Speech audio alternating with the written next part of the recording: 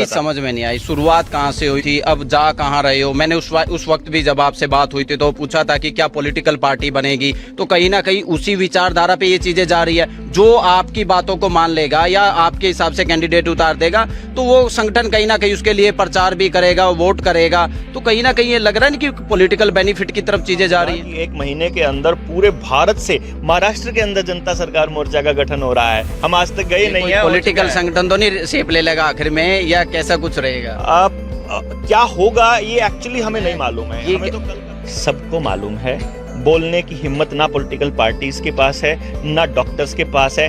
जो teacher school वाले बच्चों को जबरदस्ती ठोक रहे हैं, खुद फर्जी सर्टिफिकेट बनाए हुए हैं, उनको मालूम नहीं है कि कितना गलत हो रहा है। दुनिया किसके दबाव में है? सारी पॉलिटिकल पार्टी, सारे डॉक्टर्स, दुनिया भर के जो उनको पैसे देते हैं, जो उनको खाने को दे रहा है। कौन दे रहा है? वर्ल्ड इकोनॉमिक फोरम के फॉर्चून 500 के बड़े घाघ आदमी, जिन्होंने वर्ल्ड इकोनॉमिक फोरम और वर्ल्ड इकोनॉमिक फोरम बना के यूनाइटेड नेशंस का एजेंडा 21 टेक ओवर करके, जिसका एजेंडा 2030 जिसका नाम दिया है, जिसको सस्टेनेबल डेवलपमेंट प्रोग्राम बोलते हैं। आज बता रहा हूं आपका आने वाले वक्त के अंदर, आप अभी तो आपको बीमारी के नाम पे लॉकडाउन लगा है, आने वाले वक्त में क्लाइमेट लॉकडाउन लगने वाला है। आज बता रहा हूं, वही रॉकफेलर फाउंडेशन आज WHO को सबसे ज्यादा फंडिंग देती है।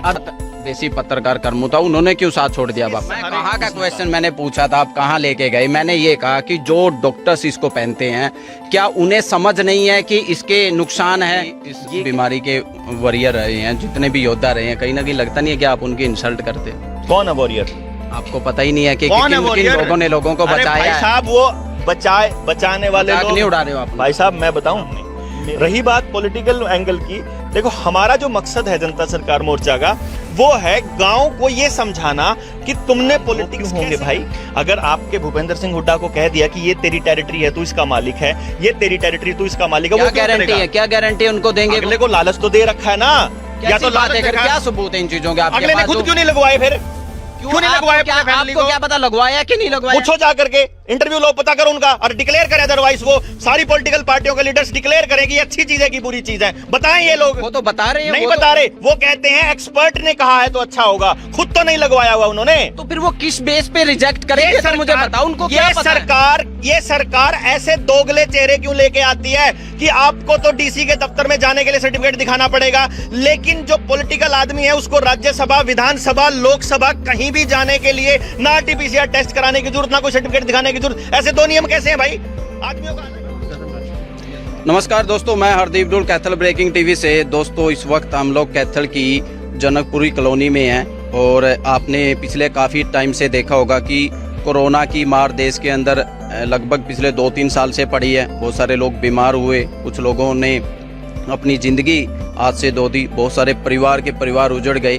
और इसमें आपने ये भी देखा होगा कि कुछ ऐसे लोग भी हैं जो मुहिम चलाए हुए हैं। मतलब ये उनका कहना है कि ये मुहिम है कि ये जो षड्यंत्र है कोरोना को लेकर के, उन्होंने कहा कि ये पूरी सरकार का या फिर हेल्थ एक्सपर्ट के लोगों का, अलग अलग जितनी भी पॉलिटिकल पार्टी है देश के अंदर, उनका सब लोगों का मिलकर के कि ये षड्यंत्र है। तो कौन वो लोग हैं वो आप शायद पहचान चुके होंगे कि मैं किन के बारे में बात कर रहा हूँ। जी हाँ, मैं बात कर रहा हूँ जिनका हम पूरा नाम भी नहीं ले सकते हैं, डॉक्टर ... और वो अभी हमारे साथ हैं, हम लोग उनसे सवाल जवाब करेंगे। साथ में है जसविंदर अरोड़ा, जिन्होंने किसान आंदोलन के अंदर बड़ी भूमिका निभाई और अभी भी किसानों के जितने भी मुद्दे होते हैं वो बहुत एक्टिव रहते हैं, चाहे DAP को लेकर के या यूरिया को लेकर के। जिस प्रकार की लड़ाई उन्होंने कैथल के अंदर लड़ी, वो तमाम चीज़ें आपने देखी। अभी हम लोग डॉक्टर साहब से शुरुआत करेंगे, बाकी के साथी भी इनके यहाँ पे पहुँचे हैं। डॉक्टर साहब, कैथल में आए हो, क्या कुछ लेकर के आए हो नया या फिर वही पुराना है? नहीं, अभी आज जो है जनता सरकार मोर्चा की कैथल की जो जिला की इकाई, उसका गठन था बेसिकली, और इसका रणनीति तय की गई कि गाँव के लेवल पर कैसे मोहल्ला वाइज जनता सरकार मोर्चा का गठन किया जाए, बिना कोई संगठन बनाए किस तरह से लोगों को संगठित किया जाए, ताकि आने वाले समय में जो सरकारें इस बीमारी के साथ साथ जो और तमाम तरह के षड्यंत्र रच रही है, लोगों की जिंदगी को बदतर से और बद से बदतर बनाने के मुहिम छेड़ी हुई है सरकारों ने उद्योगपतियों के साथ मिलके, उसका पूरा पर्दाफाश घर घर तक पहुंच सके। लोग आने वाले वक्त में जो 5G से जो नुकसान होने वाले हैं, जो आपके GMO से जो नुकसान होने वाला है, जो आपको तीसरी लहर के अंदर जो नुकसान करने वाले हैं ये लोग जानबूझकर, और वो करेंगे कैसे और ये बताएंगे कैसे, और इनके अपनी जो गोदी मीडिया है उसकी मदद से ये किस तरह से लोगों के अंदर भय बिठाने का दोबारा से काम करेंगे, उस पूरी जागरूकता की मुहिम के तहत आज का ये प्रोग्राम रखा गया था आज हनुमान वाटिका में कैथल में। अच्छा, ये जो संगठन की आप बात कर रहे हो, इस संगठन के अंदर कौन कौन लोग होंगे और कहाँ तक ये विस्तृत हो चुका है अभी तक? इस संगठन के अंदर अभी तक हम हिसार की कार्यकारिणी गठित कर चुके हैं, जींद की गठित कर चुके हैं, कैथल की गठित हो गई है। कल और परसों 2 दिन हम सिरसा रहेंगे और परसों से अगले दिन शनिवार को हम सिरसा की गठन कर देंगे, और मार्च के अगले महीने के पहले हफ्ते में हम लोग ट्रेनिंग सेशन चालू कर देंगे। जो ये लोग संगठित लोग हैं, इस संगठन के अंदर कोई भी नहीं है, अगर मैं आपको सही बताऊं तो, क्योंकि जनता सरकार मोर्चा कोई संगठन नहीं है, ना ही ये कोई ग्रुप है। इसके अंदर किसी को कोई प्रधान नहीं है, कोई चेहरा नहीं है, कोई नहीं, ये इसमें मतलब कोई नहीं है, ये कुछ समझ में नहीं आया। हाँ, यही कॉन्सेप्ट है इसका कि कोई भी आदमी जो समाज के मुद्दे उठा रहा है वो हमारे साथ आ सकता है। जिस मुद्दे पर वो हमसे राय भिन्न है वो अलग हो सकता है उस मुद्दे पर, यानी कि हम मतलब आप ये कहना चाहते हो कि जो परमानेंट सदस्यता है वो नहीं है, कुछ भी नहीं है, कुछ भी नहीं है, कोई आए कोई जाए, कोई भी आए कोई भी जाए, कोई इसका कोई अस्तित्व नहीं है। इसका मकसद केवल एक है, मकसद है इसका सिर्फ कि लोगों को बिना संगठन के संगठित करना सिखाना है कि आपको मुद्दे पर संगठित होना है। गांव में मान लीजिए आप कल को गांव के स्कूल के अंदर कोई प्रोग्राम करना है, उस पर आप कैसे संगठित हो कि झगड़ा भी ना हो, और आपको मुद्दा कैसे छांटना है। कल को वोट करनी है तो गांव संगठित कैसे हो वोट के मुद्दे पर, लेकिन तरीका क्या हो। ये संगठित तो हुआ ही नहीं ना। अब अगर जो लोग समझाने वाले, जो आपका जो भी कॉन्सेप्ट लेकर के जाएंगे, वो खुद संगठित नहीं है, वो रैंडमली कोई आ रहा है जा रहा है, वो संगठित नहीं है, तो दूसरों को कैसे संगठित करें? यही कमाल की बात इस जनता सरकार मोर्चा के अंदर है। इसमें आप देखिए, हमने 21 संगठनों ने मिलकर के एक जनता सरकार मोर्चा का गठन किया था 24 तारीख को जनवरी में, और आपने देखा होगा कि 1 महीने के अंदर पूरे भारत से महाराष्ट्र के अंदर जनता सरकार मोर्चा का गठन हो रहा है। हम आज तक गए नहीं है। पॉलिटिकल संगठन तो नहीं शेप ले लेगा आखिर में, या कैसा कुछ रहेगा? क्या होगा ये एक्चुअली हमें नहीं मालूम है, हमें तो कल का भी नहीं पता आ रही है कि देखो, कई लोग कहते हैं कि जैसे ये हर पॉलिटिकल पार्टी को निशाना पे लेते हैं। विपक्ष वालों को भी इन्होंने बोल दिया कि ये भी इस जो भी ये षड्यंत्र आप कह रहे हो इसमें सम्मिलित है। तो कहीं ना कहीं ये लगता है कि ये सभी पॉलिटिकल पार्टी को अपने निशाने पे लेना, संगठन तैयार करना, ये कहीं ना कहीं लगता है कि किसी पॉलिटिकल विचारधारा की शुरुआत होने वाली है। देखिए, ये तो है पागलपन। अगर कोई आदमी सभी एस्टैब्लिश पूरे तंत्र के साथ अगर कोई लड़ाई मोल ले रहा है, पंगा मोल ले रहा है, तो ये एक तरह से ये बहुत खतरनाक है हमारे लिए।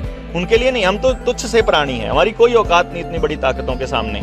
रही बात पॉलिटिकल एंगल की, देखो हमारा जो मकसद है जनता सरकार मोर्चा का, वो है गांव को ये समझाना कि तुमने पॉलिटिक्स कैसे करनी है। यानी कि हमारा मकसद है गांव को ये बताना कि आने वाले वक्त में तुम चुनाव क्या देखकर करोगे। क्या तुम जात देखकर करोगे, क्या तुम औकात देखकर करोगे, क्या तुम खर्च करने की हैसियत देख के करोगे, दारू की बोतलें देख के करोगे, या मुद्दों को देख के करोगे।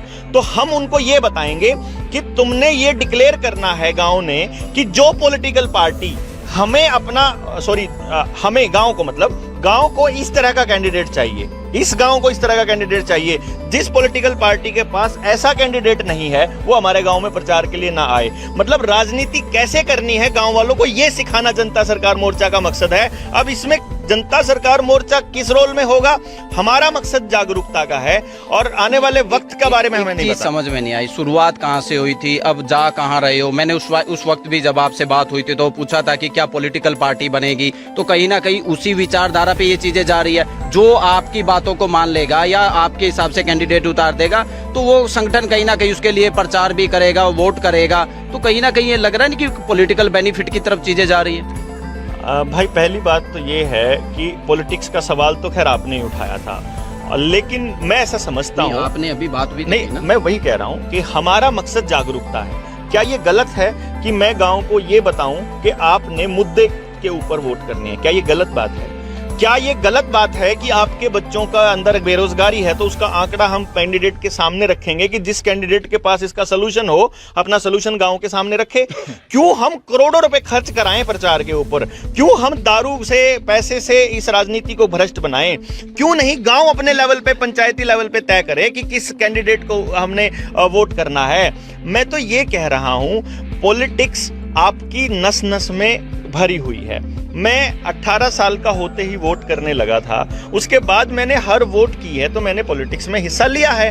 आपका 15 साल का मैं रोकना चाहूंगा, बहुत लंबा बोलते हो, एक चीज को स्ट्रेच करने के लिए जाने जाते हो। मैं आपसे एक चीज पूछता हूँ कि एक पॉलिटिकली आपने चीज कहा कि एक पॉलिटिकल मोटिवेशन उनको देने वाले हो आप लोग, इसके अलावा क्या चीजें रहेंगी? क्योंकि जिस बीमारी को लेकर के आपने शुरुआत की थी और कहा था कि ये लंबा चलने वाला है, वो उससे कहीं डेविएट हो चुके हो या फिर वो साथ चलेगी? देखिए, बीमारी का ड्रामा आपने परसों की बिल गेट्स के अगर बयान पढ़ा हो तो बिल गेट्स का बड़ा खूबसूरत बयान था। ये इस देश में बड़ा कमाल हो रहा है कि जो डॉक्टर्स लॉजिकली बात करते हैं उनको तो सेंसर किया जाता है, उनको तो दिखाया नहीं जाता, उनके तो वीडियोस डिलीट हो जाते हैं, उनके चैनल डिलीट हो जाते हैं। और बिल गेट्स जो कि मेडिकल फील्ड से भी नहीं है, उस आदमी को इस किसी भी महामारी के ऊपर बोलने का इजाजत है। बिल गेट्स ने परसों बयान दिया है और जो उसका बयान होता है वही हर प्रधानमंत्री का होता है। समझिए, बिल गेट्स ने कहा कोरोना तो मैजिकल तरीके से, एक अजीब से तरीके से खत्म होने लगा है, बड़ा ड्रास्टिक सा चेंज आया और अभी दुनिया को नई महामारी के लिए तैयार रहना है। और ये बात मैं 2 साल से बोल रहा हूं कि ये आपका लिए 8 इंतजाम किए उन्होंने, 8 बूस्टर डोज चले, 8 तक चलेगा। अगर ये बीच में हमने रोक लगा दी तो ये दूसरी महामारी आएगी, जब साइड इफेक्ट आने लगेंगे तो अगला वेरिएंट आएगा। ये भाईजान आपको जो हो रहा है, एक्चुअली जो खेल चल रहा है, ये जो महामारी के नाम पर या इस बीमारी के नाम पर जो लोगों को जागरूक करने हम निकले थे, ये महामारी उस पूरे षड्यंत्र का इतना सा हिस्सा है। उस षड्यंत्र को जब तक पूरा का पूरा लोगों के सामने नहीं रख देते, जब तक उसको नेस्ता नाबूद नहीं कर देते, गाम राम को इससे बचा नहीं देते, तब तक ये मोर्चा नहीं रुकने वाला। मैं आपसे एक चीज पूछता हूँ, जो आपका संगठन है उसकी क्या क्वालिफिकेशन रहेगी? वो जैसे जागरूक करने की बात कही आपने, चाहे वो फिर हेल्थ एक्सपर्ट से रिलेटेड मुद्दे हो, तो उनकी क्वालिफिकेशन क्या कुछ रहेगी या फिर कोई भी आ सकता है? देखिए, कोई भी आ सकता है। फिर वो कैसे गाइड करेगा लोगों को हेल्थ को लेकर के? कैसे? मैं बता रहा हूँ ना, आप हेल्थ का क्या है, मेरे को धूप लेनी चाहिए और धूप जो है वो वायरस खत्म करती है, इसके लिए आपको डिग्री की जरूरत है क्या? आपको खेती कैसी करनी है, जो आदमी खेती पे काम कर रहा है, अभी सुनील भाई यहाँ पर, सुनील शर्मा बैठा हुआ था, वो नीचे फोन पे लगा हुआ है, सुनील ऑर्गेनिक खेती पे काम कर रहा है, एक बंदा नेचुरल खेती पे काम कर रहा है, एक बंदा पंचगव्य पे काम कर रहा है, एक आयुर्वेदा पे कर रहा है, एक होम्योपैथी पे कर रहा है, एक नेचुरोपैथी पे कर रहा है। जो ऑलरेडी कर रहे हैं एग्जिस्टिंग लोग, वो आपको बताएंगे, बता रहे हैं। हमने नेचुरल तरीके से, आपने चीजें गलत साबित हुई फिर क्या होगा? आपको खान पान अच्छा करना चाहिए, गलत है क्या? नहीं, मैं खान पान की बात, आपने किस चीज की शुरुआत की थी? आपने कहा था कि मास्क सही नहीं है। हाँ। लेकिन मेडिकल की अगर हम लोग बात करें, आप तो खुद डॉक्टर हैं। हाँ। मेडिकल के अंदर मास्क तो एक कहते हैं ना कि चोली दामन का साथ है डॉक्टर का और मास्क का शुरुआत से, तो फिर वो अगर गलत है तो वो कैसे, मतलब उनके लिए सही कैसे था? मास्क का इजाद कैसे हुआ, पहले इसकी तरफ जाइए। 17वीं शताब्दी के अंदर, 17वीं शताब्दी के अंदर मास्क का इस्तेमाल स्लेव्स के लिए किया जाता था। जब गुलाम प्रथा थी, जब सड़क के ऊपर चलते थे, मालिक में और गुलाम में अगर फर्क बताना होता था तो जिसके चेहरे पर मुंह ढकने का जुगाड़ है वो जो है वो गुलाम था, ये तय था। रसोइयों के अंदर लोहे के मास्क लगाए जाते थे और पीछे से कुंडी और लोक लगाया जाता था कि ये रसोई में बादाम बदूम ना खा जाए नौकर। गुलामों के लिए लगे थे ये मास्क का खेल। उस टाइम पर तो एलोपैथी नाम की कोई चीज भी नहीं थी भाई। जिस टाइम पे मास्क प्रथा थी दुनिया के अंदर, उस टाइम पे तो एलोपैथी नाम की चीज ही नहीं थी। ये तो WHO ने, जो WHO का गठन ही द्वितीय विश्व युद्ध के बाद हुआ है, फ्लेक्सनर रिपोर्ट के बाद। और दूसरी बात जो आपने कहा, जो डॉक्टर्स की बात कही, कोई भी डॉक्टर, कोई भी स्टडी मास्क लगाने के लिए सजेस्ट नहीं करती है। आप देखेंगे डॉक्टर केवल सर्जरी के वक्त मास्क लगाता है, वो भी इसलिए कि मेरा सलाइवा, मान लो उसने कुछ काट रखा है, छींक आ जाए उसको, या उसके नाक से कुछ बह जाए या थूक गिर जाए, उससे बचने के लिए वो लगाया जाता है। अगर आप इस पूरे 2 साल के प्रकरण के अंदर अगर डॉक्टर्स की उस शब्दावली को ध्यान से समझोगे तो उन्होंने क्या कहा है, मास्क से को डैश रोना नहीं रुकता है। हम केवल प्रोटेक्टिव मेजर के तौर पर इस्तेमाल करते हैं कि कहीं आपके थूक में ना हो और दूसरों को ना लग जाए। यानी कि ये इसलिए नहीं लगाया जाता कि आपकी बचत है, ये कहते हैं कि हम तुमसे दूसरों को बचाने की बात करते हैं। क्या कहना है, ये खतरनाक है कि सही है, या इसका कोई मतलब पहनो? मेरी इस लाइन पर आपकी वीडियो उठ जाएगी, लेकिन मेरी बात का मतलब समझने के लिए दर्शक अपने आप समझ जाएंगे। आप सर्च कीजिए मास्क लगाने के कितने फायदे हैं, और मास्क लगाना किस किस ने सजेस्ट नहीं किया है, रिसर्च है बकायदा, आपको वहां मिलेंगी कौन से साइड इफेक्ट हैं लगाने के। इस महामारी के दौरान सभी डॉक्टर्स ने इनको पहना है, तो उस दौरान क्या वो उनके लिए जानलेवा था या क्या उनको पता नहीं था कि ये चीजें जानलेवा है? वो क्यों उन्होंने क्यों सजेस्ट किया? केवल डॉक्टर्स ने नहीं पहना है, लगभग हर उस आदमी ने पहना नहीं, है जो गुलाम है, तो एक्सपर्ट हर है उस ना? आदमी ने पहना है जो गुलाम है, हाँ, और दूसरी हर साइड उस में आदमी ने पहना है जो टेलीविजन के आगे बैठा है। मैंने पहले दिन से एक सिंगल मिनट के लिए नहीं पहना है।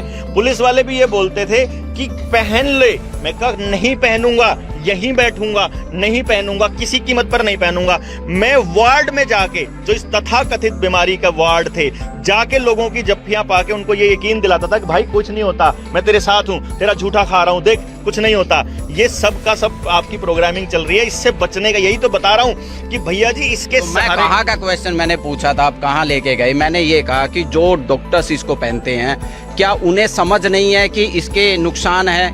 ये सबको मालूम है। बोलने की हिम्मत ना पॉलिटिकल पार्टीज के पास है, ना डॉक्टर्स के पास है। जो टीचर स्कूल वाले बच्चों को जबरदस्ती ठोक रहे हैं, खुद फर्जी सर्टिफिकेट बनाए हुए हैं, उनको मालूम नहीं है कि कितना गलत हो रहा है। दुनिया किसके दबाव में है? सारी पॉलिटिकल पार्टी, सारे डॉक्टर्स, दुनिया भर के जो उनको पैसे देते हैं, जो उनको खाने को दे रहा है। कौन दे रहा है? वर्ल्ड इकोनॉमिक फोरम के फॉर्चून 500 के बड़े घाघ आदमी, जिन्होंने वर्ल्ड इकोनॉमिक फोरम और वर्ल्ड इकोनॉमिक फोरम बना के यूनाइटेड नेशंस का एजेंडा 21 टेक ओवर करके, जिसका एजेंडा 2030 जिसका नाम दिया है, जिसको सस्टेनेबल डेवलपमेंट प्रोग्राम बोलते हैं। आज बता रहा हूं आपका आने वाले वक्त के अंदर, आप अभी तो आपको बीमारी के नाम पे लॉकडाउन लगा है, आने वाले वक्त में क्लाइमेट लॉकडाउन लगने वाला है। आज बता रहा हूं 2 साल के अंदर क्लाइमेट लॉकडाउन, अगर नई महामारी नहीं आई। आपके घर से आपका पैसा खींचा जा रहा है, आपकी मेटल खींची जा रही है, आपका सोना खींचा जा रहा है, आपकी जमीन कर्जे पर है। इसके फायदे हैं, आप कंप्लीटली उनके ऊपर डिपेंडेंट होंगे और उनके कंट्रोल में होंगे। आप डिपेंडेंट भी बनाने हो और कंट्रोल भी करने हो। This is the ultimate goal पूरी पॉपुलेशन को। सुनिए, जो जितने भी एक्सपर्ट हैं या जितने भी पॉलिटिकल पार्टी के आपने नाम लिया, तो वो भी तो साथ में गुलाम हो जाएंगे। सरकार तो एक ही पार्टी की होगी ना, या गठबंधन के साथ? भाईजान गुलाम वो क्यों होंगे भाई? अगर आपके भूपेंद्र सिंह हुड्डा को कह दिया कि ये तेरी टेरिटरी है, तू इसका मालिक है, ये तेरी टेरिटरी, तू इसका मालिक है, वो क्या गारंटी है? क्या गारंटी उनको देंगे? अगले को लालच तो दे रखा है ना। या तो लालच है, क्या सबूत है इन चीजों के? अगले ने खुद क्यों नहीं लगवाए? फिर क्यों नहीं लगवाया? आपको क्या पता लगवाया कि नहीं लगवाया? पूछो जा करके, इंटरव्यू लो, पता करो उनका, और डिक्लेयर करें। अदरवाइज वो सारी पॉलिटिकल पार्टियों के लीडर्स डिक्लेयर करेंगे अच्छी चीज है कि बुरी चीज है। बताएं ये लोग। वो तो बता रहे हैं। नहीं बता रहे, वो कहते हैं एक्सपर्ट ने कहा है तो अच्छा होगा, खुद तो नहीं लगवाया हुआ उन्होंने। तो फिर वो किस बेस पे रिजेक्ट करेंगे? सर मुझे बताओ, उनको क्या पता है? ये सरकार ऐसे दोगले चेहरे क्यों लेके आती है कि आपको तो डीसी के दफ्तर में जाने के लिए सर्टिफिकेट दिखाना पड़ेगा, लेकिन जो पॉलिटिकल आदमी है उसको राज्यसभा, विधानसभा, लोकसभा कहीं भी जाने के लिए ना आरटीपीसीआर टेस्ट कराने की जरूरत, ना कोई सर्टिफिकेट दिखाने की जरूरत। ऐसे दो नियम कैसे हैं भाई? आदमियों का अलग है क्या? एक बात बताइए, यही लोग बात करते हैं कि डॉक्टर साहब है ना, वो लोगों को डरा करके समर्थन हासिल कर रहे हैं। हाँ, तो आप पे ये आरोप तो तुम समझा दो ना, तुम समझा दो ना, वो लॉजिक बता दो ना कि 6 बजे छोटी दुकान बंद हो जाएगी लेकिन मॉल 9 बजे तक खुला रहेगा। इसका क्या लॉजिक है? तुम बता दो ना कि स्कूल बंद होकर के ठेके बंद है। वो एक अलग, नहीं, वो एक अलग चीज है। जिन दो चीजों को लेकर के आप विरोध करें। जब एक बात बताओ, आप एक सिंपल फंडा मत करो यार, एक मिसमैच का क्या मतलब है? आप ये बताओ कि आप सिंपल फंडा बताओ। डॉक्टर उन्हें कहा अस्पतालों में इतनी मौत हुई, ऑक्सीजन की कमी में मौत हुई। डॉक्टर बीआरसी एग्जाम्पल है, डॉक्टर बिशु राय चौधरी, 60,000 मरीजों को, तथाकथित मरीजों को जिनको सरकार ने पॉजिटिव किया था, उस आदमी ने बिना कोई मुंह ढके, बिना सोशल डिस्टेंसिंग के, बिना दवाई के, केवल डाइट पर 3 दिन के अंदर ठीक कर दिया। जब 100% रिकवरी रेट वाला इलाज पॉसिबल है, देश में है, Limca book of world record में दर्ज है, तो आयुर्वेद के अंदर जब ये स्पष्ट है कि इस वक्त में ये बीमारी होगी तो इसका क्या इलाज है, एक भी मौत नहीं होगी, तो प्रधानमंत्री इन पद्धतियों का प्रचार क्यों नहीं करता? WHO के बताए हुए गाइडेंस पे क्यों चल रहा है? क्योंकि 100 अरब के बारे में क्या कहते हो? आपकी वो भ्रष्ट है। WHO का गठन किसने किया था अगर आपको ये पता चल जाए? अब्राहम फ्लेक्सनर कमीशन बैठा 1908 के अंदर, उस आदमी उसको अब्राहम फ्लेक्सनर को फ्लेक्सनर रिपोर्ट जब 1910 के अंदर पेश हुई, अब्राहम फ्लेक्सनर को फंडिंग देने वाली थी रॉकफेलर फाउंडेशन। वही रॉकफेलर फाउंडेशन आज डब्ल्यूएचओ को सबसे ज्यादा पार्टीज, जिस तरह से आप पॉलिटिकल पार्टीज को बदल देते हैं, जिस तरह से आप मुख्यमंत्री के चेहरे बदल देते हैं, लेकिन व्यवस्था ज्यों की त्यों रहती है। इसीलिए आज मुख्यमंत्री का नाम क्या है इससे ज्यादा इंपॉर्टेंट है वो किस व्यवस्था के साथ है। आज इस टाइम पे डब्ल्यूएचओ के अंदर महत्वपूर्ण पदों पर कौन बैठे हैं इससे ज्यादा जरूरी है वो कहां से फायदे उठा रहे हैं। आपको तो पता ही नहीं। मेरे लिए तो इतना पता है कि मेरे भाई ऐसे ही आरोप लगा रहे हैं। देखिए भाई, मैं डब्ल्यूएचओ पे आरोप लगा रहा हूं, मैं उसके डायरेक्टर पे नहीं लगा रहा हूं, डब्ल्यूएचओ की कार्यप्रणाली पे आरोप लगा रहा हूं। डब्ल्यूएचओ का सबसे बड़ा फंडिंग एजेंट कौन है ये बता दो सर। एक बात मुझे बताइए, उधर छोड़ दीजिए, उधर छोड़ दीजिए, बिल गेट्स से मिल रही है भाई। सुनिए तो वही है इसके मालिक। अभी बिल गेट्स को आप कह रहे थे कि उनकी स्टेटमेंट का आप समर्थन कर रहे थे, अभी बिल गेट्स पे सवाल खड़े कर रहे हैं। समर्थन कौन कर रहा अभी कहा था नहीं आपने, बिल गेट्स ने कहा कि नहीं। बिल गेट्स ने ये कहा है और जो बिल गेट्स बोलता है वही मुख्यमंत्रियों का चेहरा है, वही मुख्यमंत्रियों की जबान है, वही प्रधानमंत्रियों की, इस देश के नहीं, अलग अलग मुल्कों के जहां जहां प्रधानमंत्री घूम के आया था पिछले 5 सालों में, उन सारे प्रधानमंत्री और राष्ट्रपतियों की जबान वही है जो बिल गेट्स की है। इसी महामारी का तो बेस बन रहा था भाई साहब। 2019 में इसको प्रधानमंत्री बनाया इसलिए गया था, और अगर अभी भी ये पूरे के पूरे एजेंडे पे कामयाब नहीं हुआ ना, अगर ये आपकी जमीन को नहीं दे पाया उनको, अगर ये नहीं दे पाया आपके ये सोना नहीं दे पाया सारा का सारा, अगर आपका तो पता करो कैसे सहारनपुर के अंदर, मुजफ्फरनगर में जो 165 किडनियां जिसने किडनी निकाल के दी मुजफ्फरनगर में, जो भी ऐसी वॉरियर थे भाई साहब, ये वॉरियर थे। वो अस्पतालों में बकायदा बचाई, वो अरे अस्पतालों में बकायदा ट्रायल किया गया, ऑक्सीजन बंद करके लोगों को मारा गया था यार, आपको पता नहीं है क्या? उसके ऊपर अस्पताल के ऊपर बकायदा लोग दोषी थे, वो एक अलग बात है, लेकिन जितने लोगों ने जाने बचाई है उनके लिए आप क्या कह रहे हो वो सोचिए। ये खेल जान बचाने के लिए था ही नहीं, ये खेल सारा का सारा दहशत फैलाने के लिए था, पैनिक अटैक क्रिएट करने के लिए था। सीधा सीधा आरोप है। आपके साथ देसी पत्रकार कर्मू था, उन्होंने क्यों साथ छोड़ दिया? अब किसने कहा छोड़ दिया? मतलब कहीं दिखाई नहीं देते, कैथल में आए हो, कैथल में वो रहते हैं एक्टिव। तो आपने कल लाइव जो है उसका नहीं सुना, कल की लाइव देखिए जो रात फील्ड में जो साथ में आते थे ना भाई साहब, कल रात 9 बजे उसने लाइव में अपने आखिरी लाइन बोली। ये कह रहे हो साथ में सारे कैथल के पत्रकार भाई, जनता सरकार मोर्चा का अहम अंग है पत्रकारिता की तरफ से, और आपका भी स्वागत है। आप आना चाहते हो तो पूरी बात समझ लीजिए एक दिन बैठ करके, आपको पूरा बिना लॉजिक की चीज में मैं शामिल नहीं हो सकता। समझ लीजिए, उसने तो बिना मोबाइल के मेरे साथ रुक गया था 2 रात, उसके पास कोई ऑप्शन नहीं था मेरी बात सुनने के अलावा। डब्ल्यूएचओ के बारे में पता नहीं, जिस पे सवाल उठा रहे हो तो ऐसे संगठन में मेरा क्या काम है? गठन की बात कर रहा हूँ भाई। चलो दोस्तों, ये थे डॉक्टर ... ये थे डॉक्टर ... मैं हूँ हरदीप डोल। जय हिंद, जय जवान, जय किसान।